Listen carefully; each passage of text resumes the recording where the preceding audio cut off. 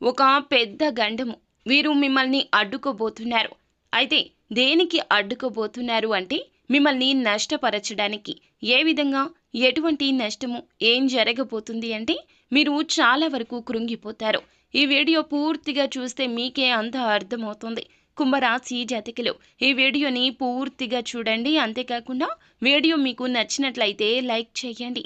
మీ like మాకెంతో support and ఎంకరేజ్మెంట్గా ఉంటుంది. ఇక ఆలస్యం అనేది ఏ మాత్రం లేకుండా వీడియోలోకి వచ్చేద్దాం. దుర్గా భవానీ జ్యోతిషాలయం మీ యొక్క ప్రతి సమస్యకి పరిష్కారం చెప్పబడును. అన్ని విషయాలు ఫోన్లో స్వయంగా చెప్పబడును. ప్రేమ, పెళ్లి, ఉద్యోగం, వ్యాపారంలో నష్టాలు, భార్యాభర్తల మధ్య గొడవలు, కోర్టు సమస్యలు, మనశ్శాంతి, ఆరోగ్య శాంతి, లక్ష్మీ శాంతి, గృహశాంతి, దిష్టి తీసిన నిమ్మకాయలు దాటడం, నరదిష్టి, నాగదోషం, ఆరోగ్య సమస్యలు, ఎటువంటి సమస్యలకైనా పరిష్కారం చూపబడును. మీ సకల సమస్యలకు పరిష్కారం చూపబడును. స్త్రీ పురుషులకు ఎటువంటి సమస్యలున్నా 100% పరిష్కార మార్గం చూపబడును. గురూజీ రామరాజు గారు. Phone number 9121191826. ఈ రోజు దినఫలాల ప్రకారం చూసుకుంటే ముఖ్యంగా విద్యార్థులు ఏదైతే పనిని పెండింగ్లో పెట్టుకున్నట్లయితే గనక ఈ రోజు దాన్ని పూర్తి చేసే అవకాశం ఉంది. పోటీ పరీక్షలకు సిద్ధమవుతున్న వారు కూడా ఏదైనా సిలబస్ మీరు పెండింగ్లో పెట్టుకున్నారు అంటే గనక దాన్ని తర్వాత ప్రిపేర్ అవుదామని అస్సలు అనుకోవద్దు.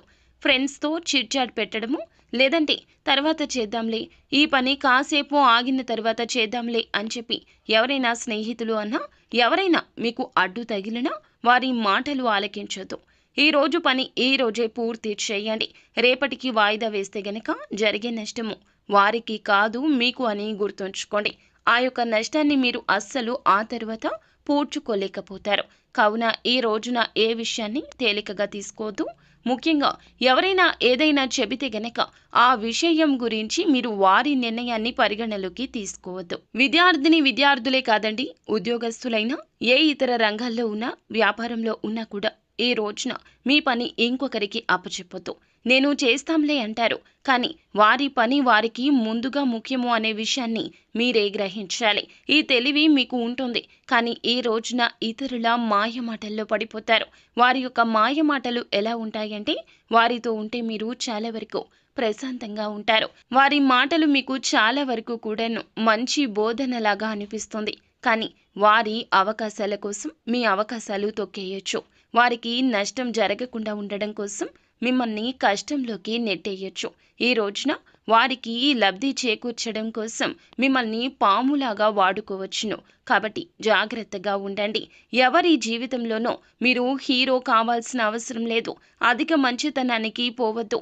మీ జీవితంలో మీరే హీరో. మీతో పాటుగా మీ యొక్క కుటుంబ సభ్యులు కూడా ఉన్నారంటూ 1కి 2 సార్లు గుర్తు చేసుకోండి.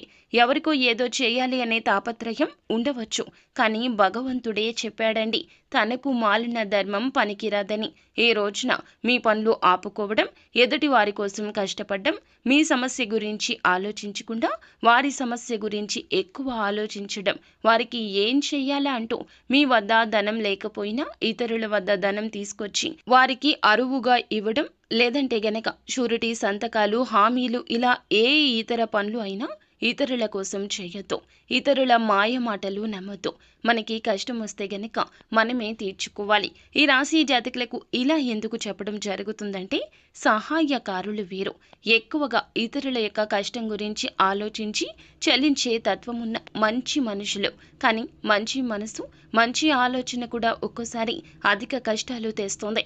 ఈ రోజున వీరు మిమ్మల్ని అధిక మాయలోకి నెట్టేస్తారు.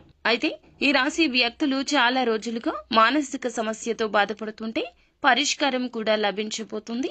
మీ కోరిక కూడా నెరవేరే అవకాశం కనిపిస్తుంది. సమస్య నుండి బయటపడాలంటూ చాలా ప్రత్యేక ప్రయత్నాలు చేస్తున్నారు, కానీ బయటపడే అవకాశం ఇప్పటి వరకు రాలేదు. ఈ రోజు మాత్రం ఆ అవకాశం భగవంతుడే పంపించినట్లుగా రాబోతుంది. అయితే నూతన ఉద్యోగ ప్రయత్నాలు చేస్తున్న వారి ముందులకు అయితే ఒక అవకాశం వస్తుంది. 100% మీకు సాటిస్ఫాక్షన్ ఉండకపోవచ్చు, కానీ ఒక్కసారి ప్రయత్నించండి. సాటిస్ఫాక్షన్ అనేది ఖచ్చితంగా వస్తుంది. ఎందుకంటే ఈ రోజు తప్పు రేపటి రోజు ఒప్పు అవుతుంది. ఈ రోజు ఒప్పు రేపటి రోజు తప్పు అవుతుంది.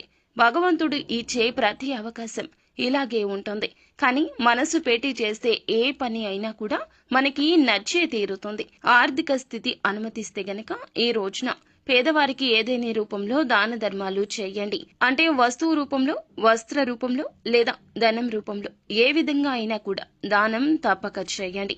దగ్గరలో ఉన్న గోశాలకు వెళ్లి గోమాతకు ఏదైనా ఆహార పదార్థాలు తినిపించండి. గోమాతను నమస్కరించుకుని పూజించుకుని ఈ విధంగా ఆహారం పెట్టడం వల్ల శత్రు పీడలు తొలగిపోతాయి. పరమశివుని అనుగ్రహం మాత్రమే కాకుండా సకల దేవతల నిలయమైన గోమాత అనుగ్రహం లభించిందంటే సకల దేవతల అనుగ్రహాన్ని పొందుకున్నట్లే. ఖచ్చితంగా ఈ రోజు